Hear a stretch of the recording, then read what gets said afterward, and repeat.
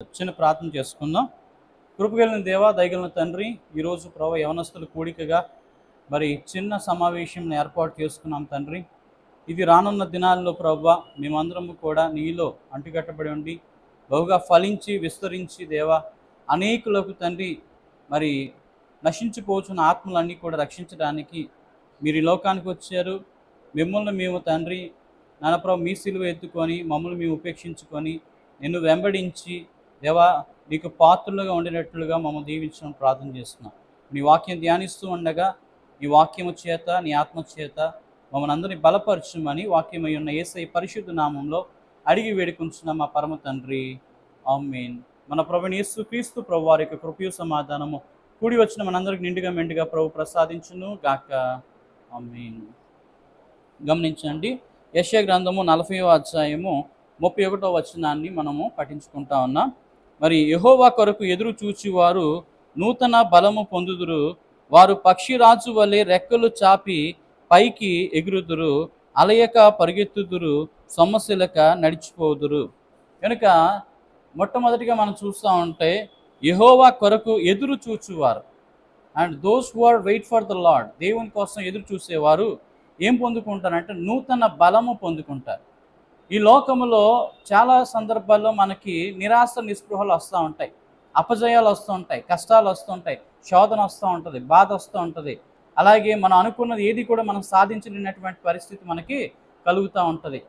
మరి అలాంటప్పుడు అలాంటి సమయంలో ఎవరి వైపు చూడాలి మనం?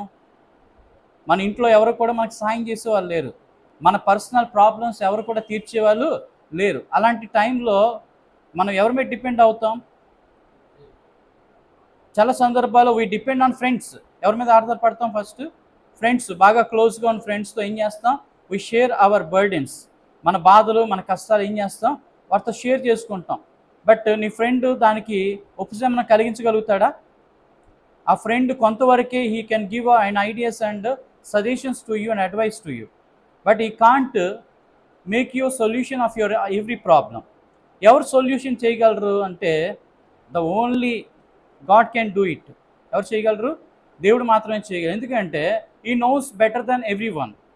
God knows better than every one. Even your mother can be forgotten, but even your father can be forgotten, but God never forget anybody of your life style is if you are own. మీ యొక్క సొంతంగా మనం నడిపిస్తే దేవుడు చేయి మనం వదిలేసి వెళ్ళినట్టు అన్నమాట. ఎవరైతే దేవుడి మీద డిపెండ్ అవుతారో వాళ్ళు ఏం పొందుకుంటారు? గాడ్ స్ట్రెంగ్త్ అనేది మనకు వస్తుంది, దేవుని శక్తి అనేది మనకి కలుగుతుంది, మనకి నాలెడ్జ్ అనేది పెరుగుతుంది. దానికి మనం ఏం చేయాలి? దేవుడితో మనం సావాసం చేయాలా, లేకపోతే దేవుడి కోసం ఎదురు చూడాలంటే ఏం చేయాలంటే ముఖ్యంగా దేవుని గ్రంథం చదవాలి. ఏం చదవాలి చెప్పండి? ఈ పుస్తకం బాగా చదివితే దేవుడు మనతో మాట్లాడుతూ ఉన్నప్పుడు మనకేం కలుగుతుంది?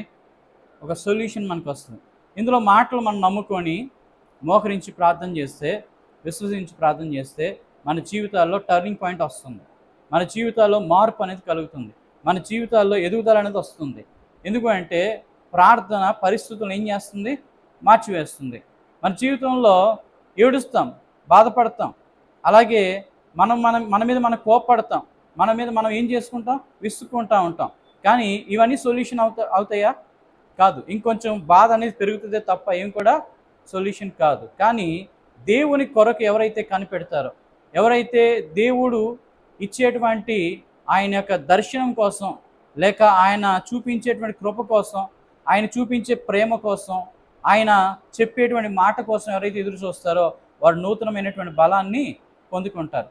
కనుక దేవుని వాక్యం మన ఏం చేస్తుందంటే బలపరుస్తుంది, దేవుని వాక్యము మనని ధైర్యపరుస్తుంది, దేవుని వాక్యం మనకి మన యొక్క సిచ్యువేషన్ నుంచి ఓవర్కమ్ చేసేటువంటి శక్తి మనకి కలుగుతూ ఉంది. అందుకనే మీరు ఎక్కడికి వెళ్ళినా మీ మనసు ప్రశాంతత పొందదు, కానీ ఆయన సన్నిధికి వెళ్తే సంపూర్ణ సంతోషం మనకి కలుగుతూ ఉంది. కానీ రియల్గా ఆ యొక్క సన్నిధిని మనం ఏం చేయాలా? యాక్సెప్ట్ చేయాలా. అంటే రియల్గా ఎప్పుడైతే నీ మనసు ఇస్తావో రియల్గా ఆ యొక్క పవర్, ఆ స్ట్రెంగ్త్ అనేది మనలోనికి వస్తుంది. ఎప్పుడైతే మనం వచ్చి నార్మల్గా కూర్చుంటే వీ కెనాట్ బి స్ట్రెంగ్థెన్. ఎప్పుడు స్ట్రెంగ్థెన్ అవుతాము? When we are depends on God perfectly. అప్పుడు మాత్రమే మనం ఏం అవుతాం చెప్పండి? ఖచ్చితంగా దేవుడి యొక్క శక్తిని మనము పొందుకుంటాం. ఫర్ ఎగ్జాంపుల్ ఫోన్ ఛార్జ్ పెడతాం మనం. ఫోన్ ఛార్జ్ అంటే ఛార్జ్ అయిపోయిన తర్వాత ఛార్జ్ పెట్టి మనము స్విచ్ చేయడం మర్చిపోతే ఛార్జ్ ఎక్కుతుందంటారా? ఇప్పుడు అలాగే దేవుని సన్నిధికి వెళ్ళి దేవుడిని విశ్వసించకపోతే మనం ఛార్జ్ అవుతామా?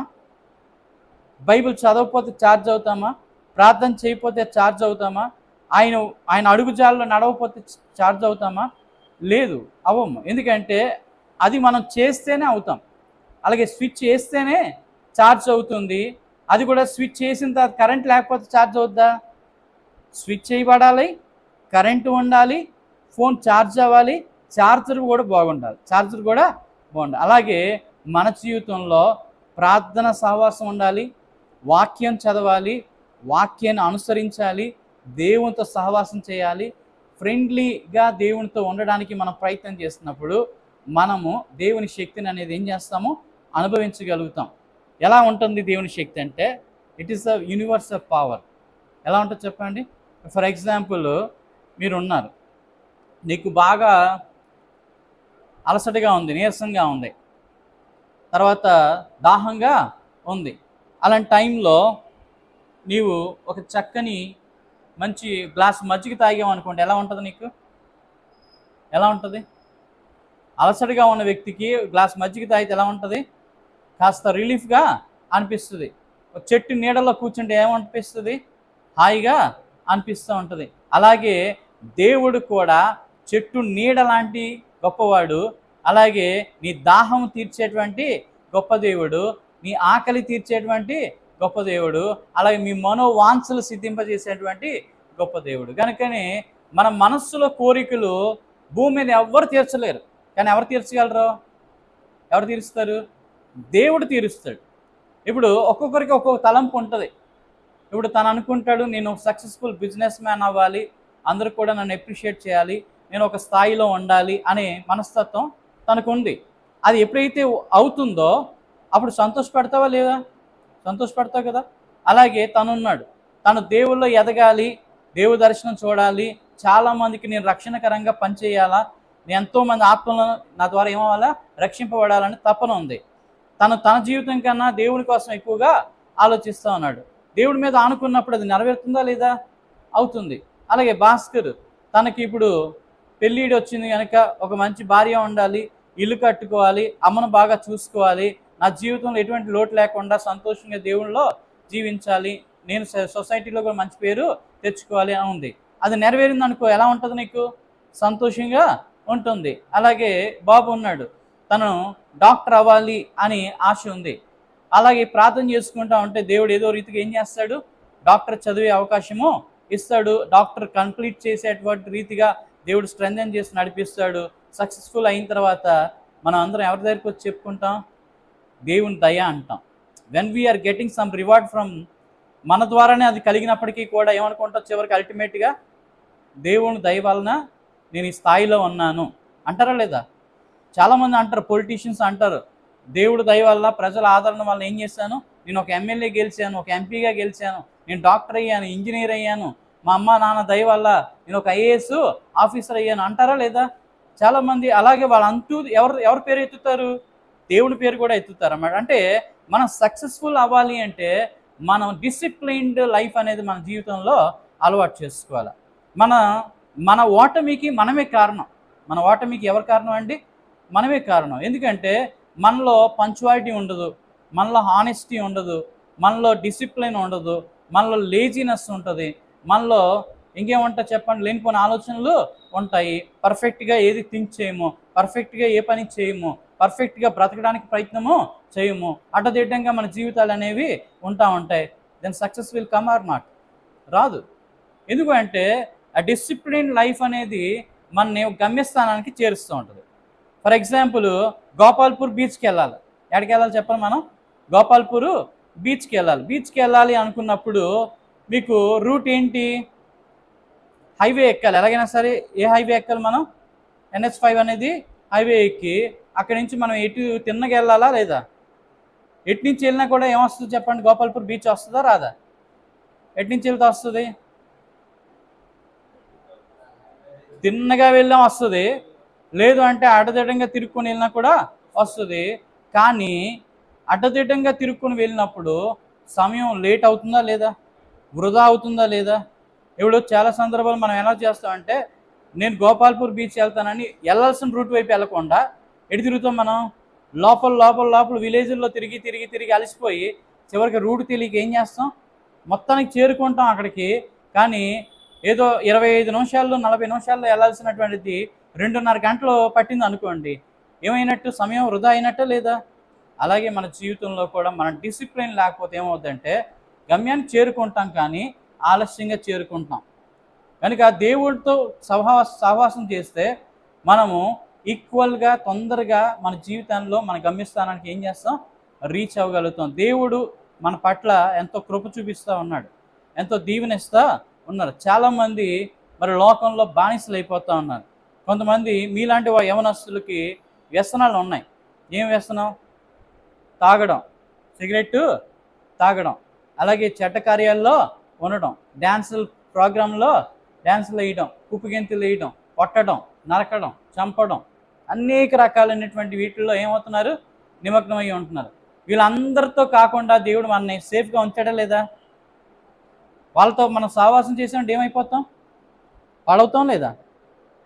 నిన్న ఒక కుర్రాడు కలిశాడు.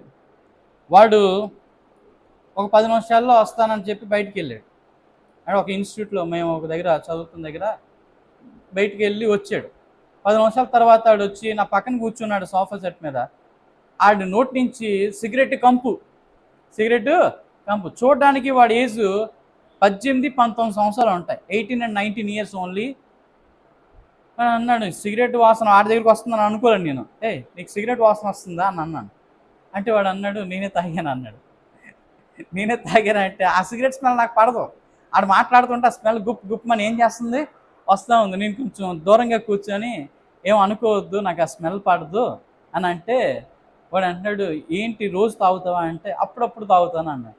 నీకు ఎవరు నేర్పించారు ఇంత చిన్న వయసులో ఏంటంటే, ఏదో ఇలా ఫ్రెండ్స్తో కలిసాను, అలాగా కొట్టాను, దమ్ము కొట్టాను, నాకు ఏమైపోయింది, అలవాటు అయిపోయింది. అంటే చెడ్డ వ్యసనాలు మనిషి ఆరోగ్యాన్ని పాడు చేస్తాయి, మానసిక స్థితిని పాడు చేస్తాయి, జీవన విధానాన్ని పాడు చేస్తుంది.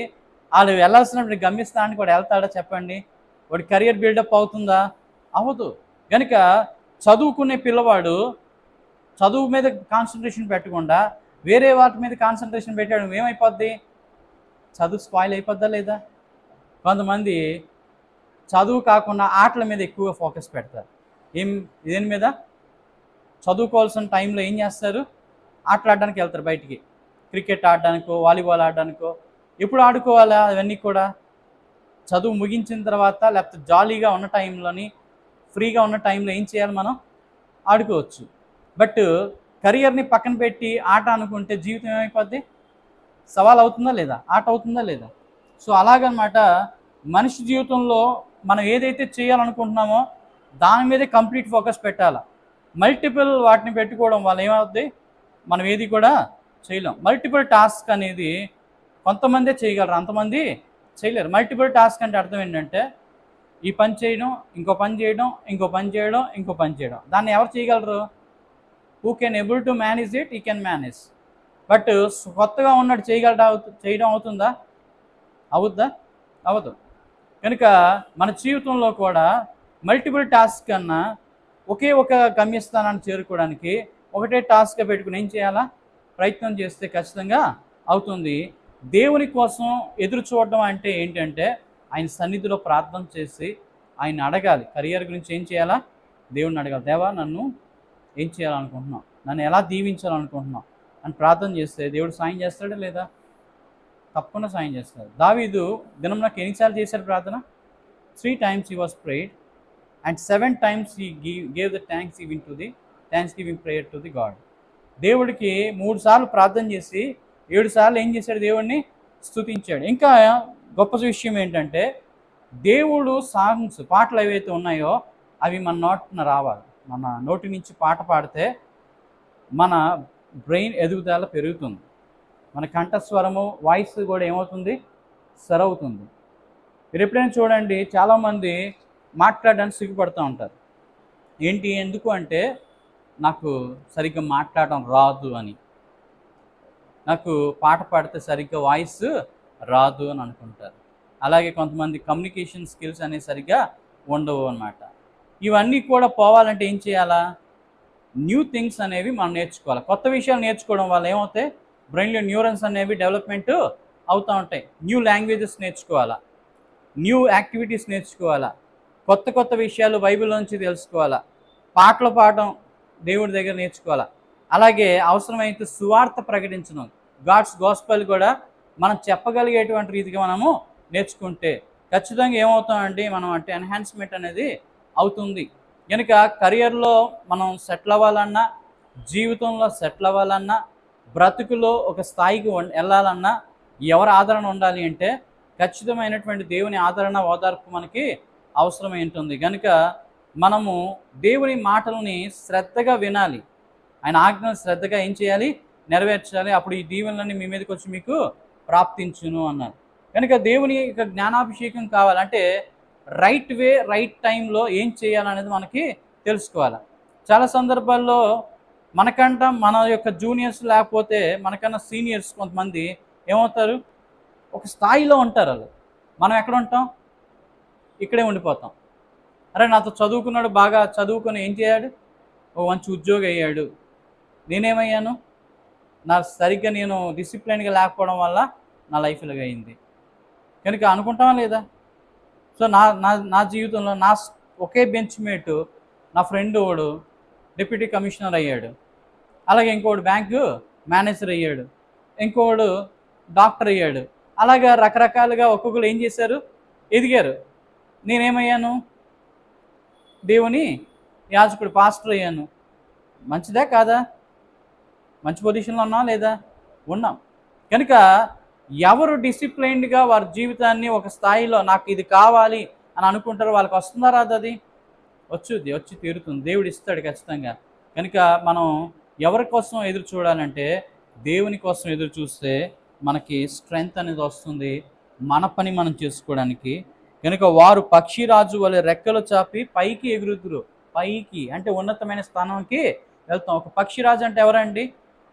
ఒక గ్రద్ద వేసుకుందాం, ఈగలు వేసుకుందాం, ఏం చేస్తాయి? పైకి వెళ్తాయి లేవు అవి. వాటికి ఒక గురి ఉంటుంది. అవి ఏదైనా పావును పట్టుకోవాలన్నా లేకపోతే ఒక జీవిని పట్టుకోవాలన్నా ఏం చేస్తాయి? చాలా మైళ్ళు దూరంలో ఉన్న కళ్ళు చిన్నవే, కానీ దాని కళ్ళు చాలా భూతద్దంలా పనిచేస్తాయి. అంటే చిన్న చీమ కూడా దానికి ఏమవుద్ది? కనిపిస్తూ ఉంటుంది. చిన్న ఎలక కూడా ఏం చేస్తుంది? దానికి కనిపిస్తూ ఉంటుంది. అది అంత దూరం నుంచి స్లోగా అది ఎప్పుడు దిగాలో దిగుతుంది, ఎప్పుడు అటాక్ చేయాలో చేస్తుంది. దాని ఆకలి అది తీర్చుకుంటుందా లేదా? మీరు చూస్తూ ఉంటారు డిస్కవరీ ఛానల్, యానిమల్ ప్లానెట్లో మీరు అబ్జర్వ్ చేస్తూ ఉంటే ఈగల్స్ కానీ అలాగే కైట్స్ కానీ ఏం చేస్తూ ఉంటాయి? వాటి తాలూకా ఒక స్ట్రాటజీ మెయింటైన్ చేస్తూ ఉంటాయి. అలాగే లిపార్డ్ ఉంది, చిరుతపులి, అది కూడా ఏం మెయింటైన్ చేస్తుంది? వేటాడడంలో ఒక స్ట్రాటజీని మెయింటైన్ చేస్తుంది. అలాగే మనిషి తన జీవితం ఏదైనా సాధించాలంటే వాటిని ఎగ్జాంపుల్గా తీసుకోవాలా. ఏం తీసుకోవాలి చెప్పండి? ఎగ్జాంపుల్గా తీసుకోవాలి. అలాగే బలహీనమైనటువంటి జీవి కూడా బలంగా పోరాడుతుంది. ఎప్పుడో తెలుసా?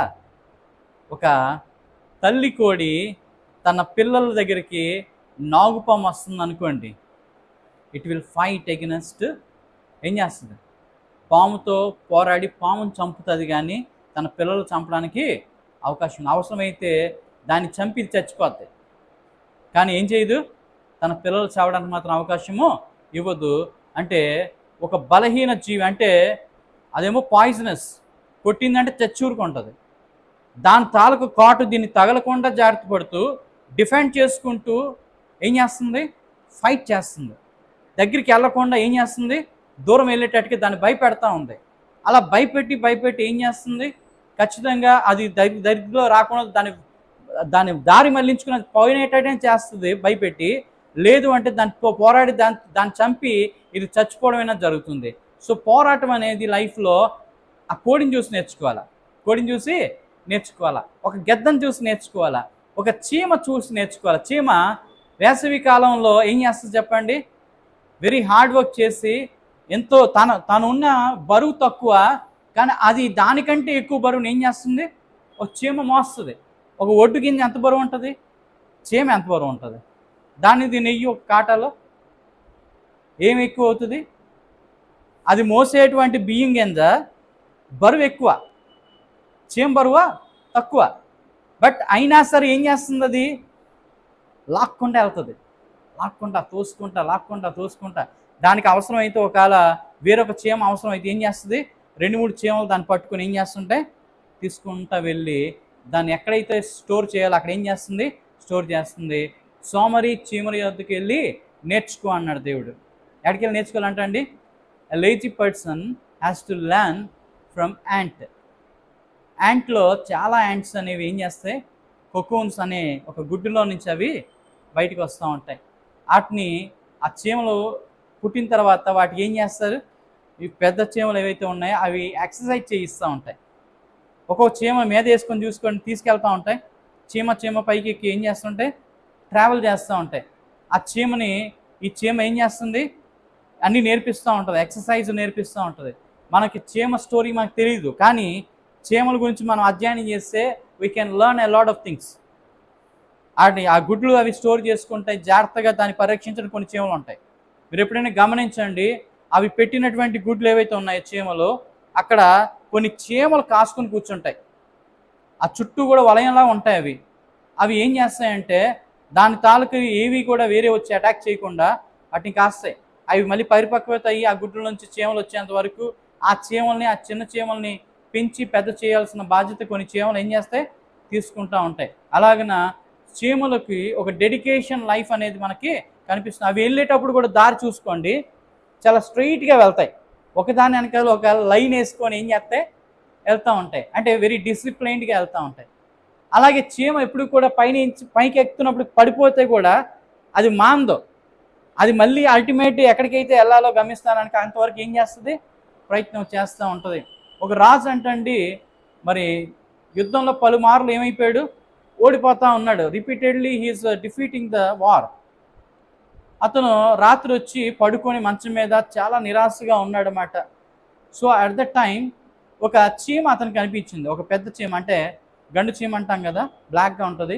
ఆ చీమ గోడ ఎక్కుతూ ఉంది. ఎక్కుతూ ఏమవుతుంది? పడిపోతుంది. చాలా దగ్గరికి వెళ్ళిపోతున్న టైంలో ఏమైపోతుంది?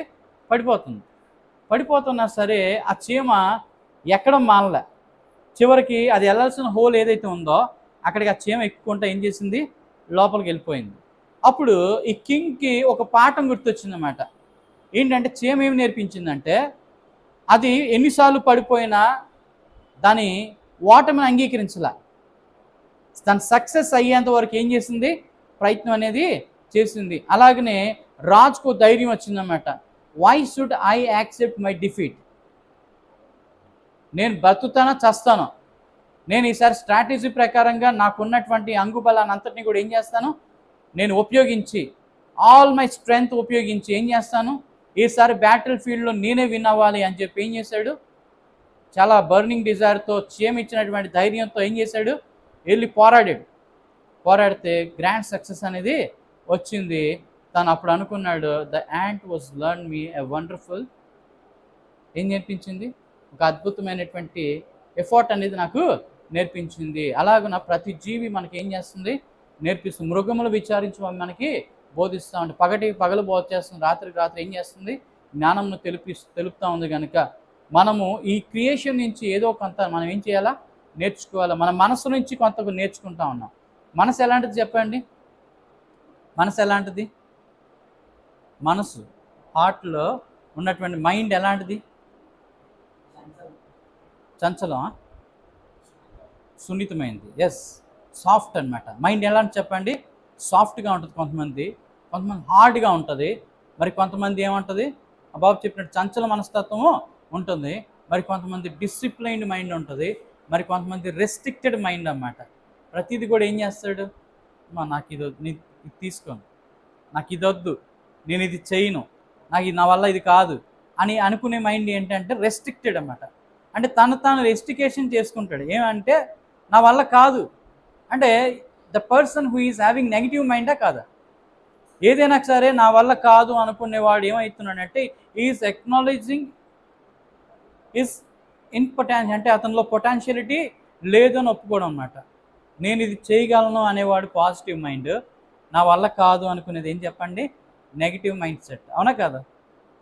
ఈరోజు యూత్ మీటింగ్ అనుకొని మనం నిర్ణయించుకున్నాం.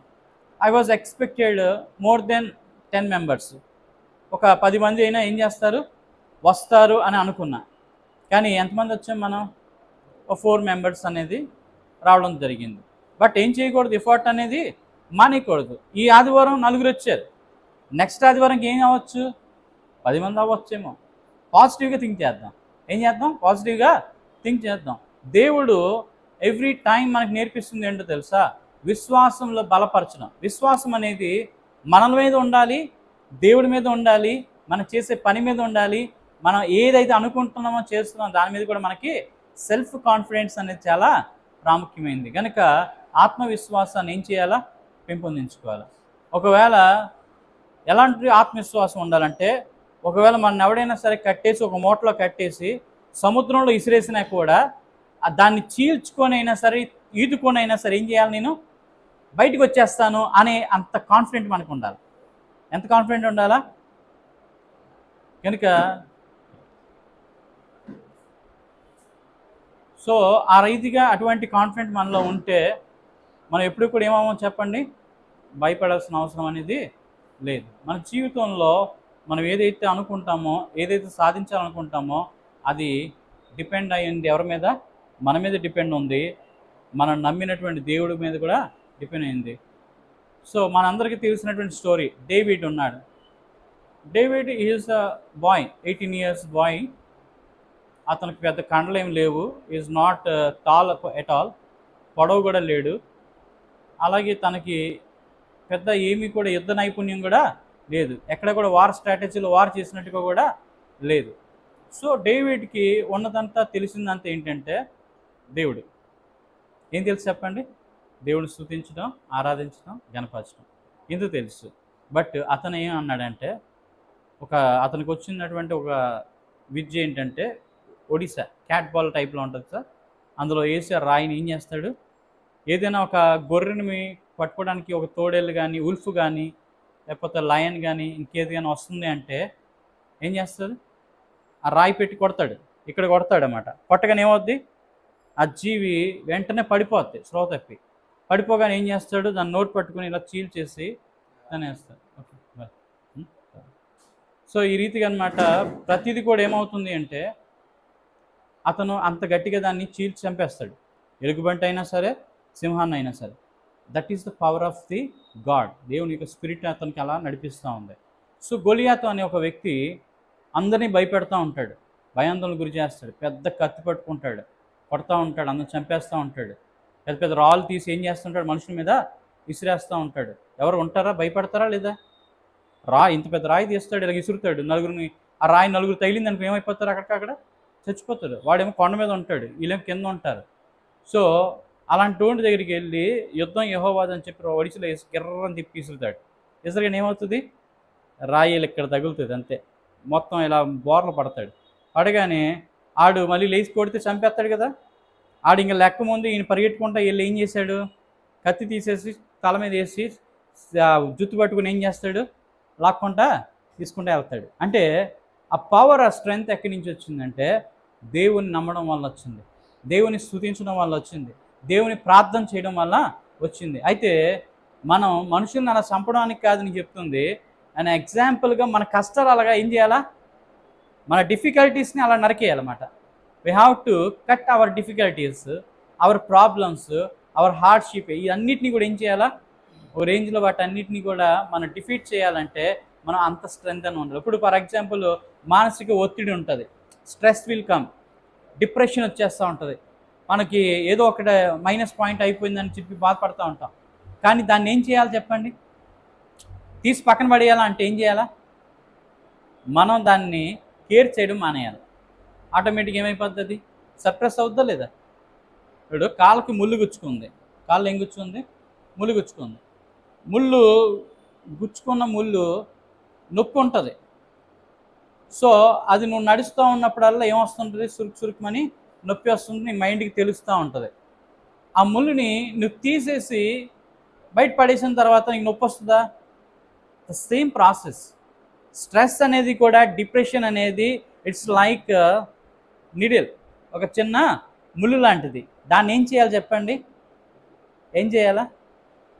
Take it out. అంటే దాన్ని తీయాలంటే ఎవరు తీయాలా? మనం తీసుకోవచ్చు. లేదంటే ఏదైనా డాక్టర్ దగ్గరికి వెళ్ళినా, లేకపోతే ఎవరి దగ్గరికి వెళ్ళినా ఏం చేస్తారు చెప్పండి? Take it out.